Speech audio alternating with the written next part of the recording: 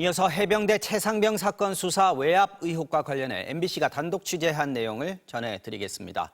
작년 8월 당시 국방부 장관이던 이종섭 대사가 최상병 사건 기록을 국방부 조사본부에 재검토하라고 명령하자 당시 조사본부 실무자들이 수사 외압 논란이 일 것을 우려했던 구체적인 정황이 공수처 수사에서 포착됐습니다.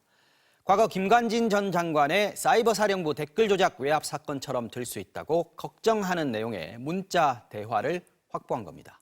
정상빈 기자가 단독 취재했습니다. 고위공직자범죄수사처는 지난 1월 압수한 국방부 조사본부 관계자의 휴대전화에서 작년 8월 최상병 사건 재검토 명령을 받은 뒤 이 사건이 과거 사이버 사령부 댓글 조작 사건처럼 될 수 있다. 조심해야 한다는 취지로 주고받은 메시지 내역을 확보했습니다. 문자에서 언급된 건 김관진 전 국방부 장관의 정치 관여와 수사 외압 의혹 사건입니다. 이명박 정부 시절이던 2012년 김 전 장관은 총선과 대선 때 사이버 사령부 대원들에게 여당에 유리하게 댓글 조작을 지시했습니다. 1년여 뒤 댓글 조작에 대한 수사가 시작되자 김 전 장관은 이번엔 댓글 조작 지시를 받았다는 핵심 진술을 번복시키는 등 수사에 개입한 혐의까지 추가로 드러났습니다. 당시 김 전 장관의 지시를 받고 수사를 축소했던 게 바로 국방부 조사본부였습니다. 이미 비슷한 일로 지휘부가 처벌받는 모습을 지켜본 조사본부 구성원들이 같은 일이 반복되는 것 같아 우려한 정황이 나온 겁니다. 최상병 사건 재검토에 관여한 조사본부 관계자는 명령에 따라 사건을 재검토하긴 했지만 나중에 문제가 될 수 있다고 봤다며 최대한 원칙대로 진행하며 모든 걸 기록으로 남기려 했다고 상황을 설명했습니다. 조사본부는 법무관리관이나 군 검찰단 등 외부 의견도 모두 서면으로 받았고 공수처는 이런 기록들도 확보한 것으로 전해졌습니다. 이종섭 호주대사 측은 군은 수사권이 없어 수사 외압은 성립할 수 없다며 법리적으로 처벌할 수 없다는 입장을 밝혔습니다. 하지만 공수처는 수사권과 상관없이 이첩 보류나 사건 회수, 재검토 등 이종섭 당시 장관의 명령들이 부당한지 따져봐야 한다고 보고 당시 실무자들을 차례로 조사할 계획입니다. MBC 뉴스 정상빈입니다. 다음 소식 전해드리겠습니다. 정부가 정원 배정까지 발표하면서 의대의 증원의 문턱은 넘어섰지만 진료 현장의 혼란은 달라진 게 없는 상황입니다. 정부는 이탈한 전공의들에게 다음 주부터 면허 정지를 통보하겠다면서 복귀를 압박하고 있는데요. 반대로 사직을 결의한 의대 교수들은 더 이상 버티기 어렵다면서 진료 시간을 줄이겠다고 맞서고 있습니다. 유서영 기자가 전하겠습니다. 정부가 이탈한 전공의들에게 의사 면허 정지 처분을 예고했습니다. 사전 통지와 당사자 소명까지 마친 전공의들에게 다음 주부터 면허 정지 처분을 내리겠다고 경고했습니다. 본인의 행위에 대해서는 반드시 책임이 따릅니다.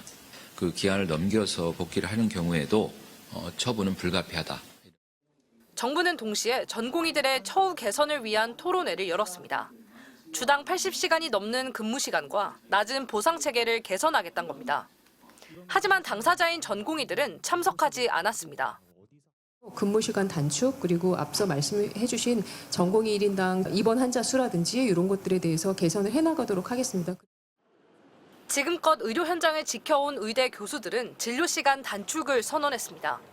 39개 의과대학 교수들이 모인 전국 의대교수 협의회는 다음 주부터 수술과 진료 시간을 주 52시간 이내로 줄이고 다음 달 1일부터는 외래 진료도 최소화하겠다고 결의했습니다. 이제 6주 차에 접어드는데요. 하루 건너큼 당직을 쓰고 사람이 견딜 수 있는 신체적 또 정신적 그 한계에 점점 도달해가고 있습니다. 의대교수 비상대책위 측은 정부가 대화의 장을 만들면 오는 25일 예고한 사직서 제출을 철회할 가능성이 있다고 밝히기도 했습니다. 중증 환자 단체는 양측의 대치가 심해질 거라며 배정 발표를 환영만 할 수는 없는 입장이라고 밝혔고 보건의료 노조와 시민단체는 늘어난 의사를 필수 지역의료로 배분할 후속 조치가 필요하다고 강조했습니다. MBC 뉴스 유서영입니다.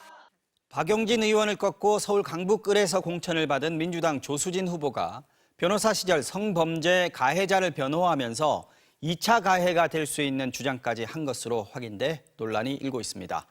조 후보는 사과 입장문을 내놨지만 여성단체와 다른 정당들은 일제히 후보 사퇴를 요구했고 민주당 안에서도 공천을 취소해야 한다는 말이 나왔습니다. 김건희 기자입니다.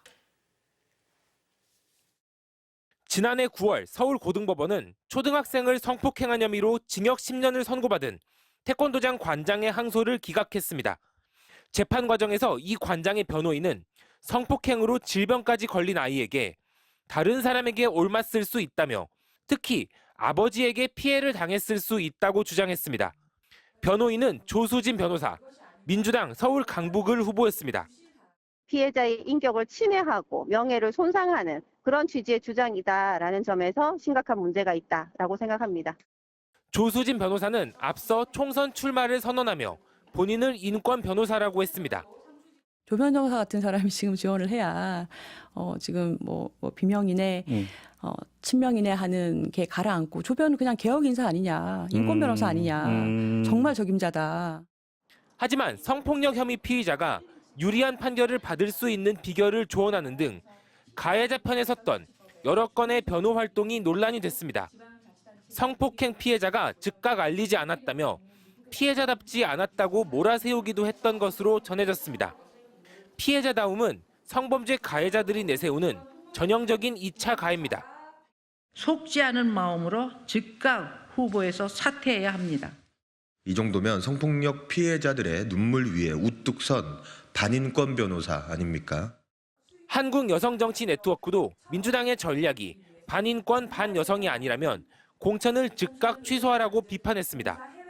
민주당 안에서도 스스로 사퇴하지 않는다면 공천을 취소해야 한다는 주장이 나왔습니다. 이재명 대표는 질문에 대한 답을 돌렸습니다. 우리 국민들께서 판단하실 겁니다. 그리고 국민의힘 후보들 지금 내일 해결하는 후보 많지 않습니까? 조 변호사는 변호사로서의 윤리규범을 준수한 활동이지만 심려를 끼쳐 사과드린다는 입장문을 낸 뒤 연락을 받지 않고 있습니다. 민주당은 앞서 성폭력 2차 가해 논란을 빚은 성치훈 전 청와대 행정관의 경선 자격을 박탈하면서 국민적 요청에 대응하는 게 정치 집단의 책무라고 했습니다. MBC 뉴스 김건희입니다. 강원도의 한 농협 조합장이 공개된 행사장에서 공무원을 폭행하는 일이 벌어졌습니다. 보시는 것처럼 멱살을 잡고 끌고 가서 정강이를 걷어차기도 했는데 자신의 내빈석 자리가 마음에 들지 않는다는 게 이유였습니다. 김도균 기자가 전하겠습니다. 지난해 10월 강원 양구군에서 열린 양성평등대회 행사장. 한 남성이 갑자기 자리에서 일어나 행사 진행을 돕던 다른 남성에게 다가갑니다.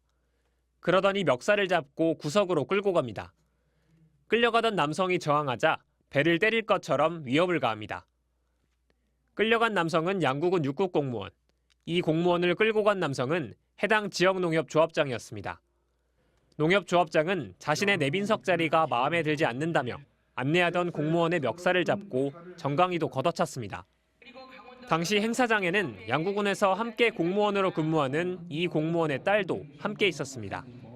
폭행을 당한 공무원은 전치 2주 상처를 입고 병원 치료를 받아야 했습니다.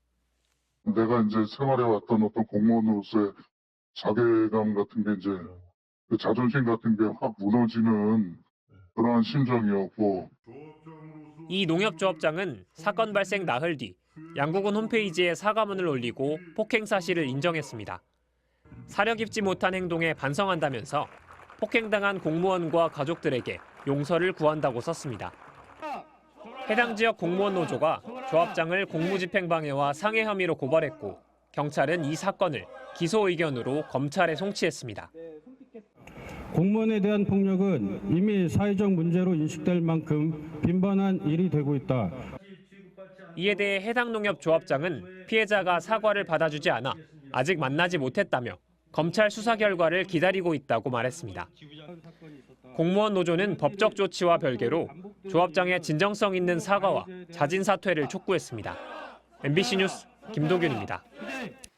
마약 투약 혐의 등으로 긴급 체포된 전직 프로야구 선수 오재원 씨가 구속의 갈림길에 서게 됐습니다.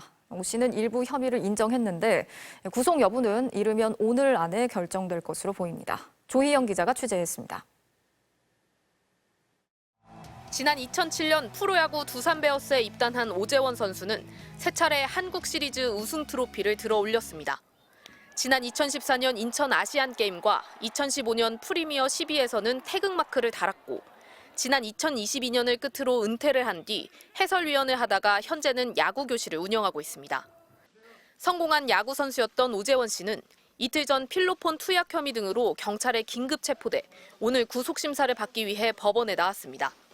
경찰 조사에서 투약 사실을 일부 인정한 오 씨는 기자들의 질문에는 입을 닫았습니다. 마약은 언제부터 투약하신 겁니까? 선수 칠 때도 하신 건가요? 탈색하고 제모까지 하신 건 맞습니까? 오 씨는 수면제 성분의 향정신성 의약품을 수차례 대리 처방받은 혐의도 받고 있습니다. 투약 장소에는 오 씨가 넉 달 전 문을 연 야구 교실도 포함된 것으로 알려졌습니다. 경찰은 오재원 선수가 운영하는 이 야구 아카데미에 대해서도 압수수색을 벌였습니다. 지금 현재 문은 이렇게 굳게 잠겨 있습니다. 오 씨는 지난 10일 지인의 신고로 한 차례 마약 혐의 조사를 받았는데 당시 간이 시약 검사에서 음성이 나와 귀가 조치됐습니다. 당시 오 씨는 혐의를 강력히 부인한 것으로 전해졌습니다. 이후 경찰은 오 씨가 마약 투약에 사용한 도구 등 증거를 확보한 뒤 어제 다시 구속영장을 신청했습니다. 오 씨에 대한 구속 여부는 이르면 오늘 밤이나 내일 새벽에 나올 전망입니다. MBC 뉴스 조희영입니다.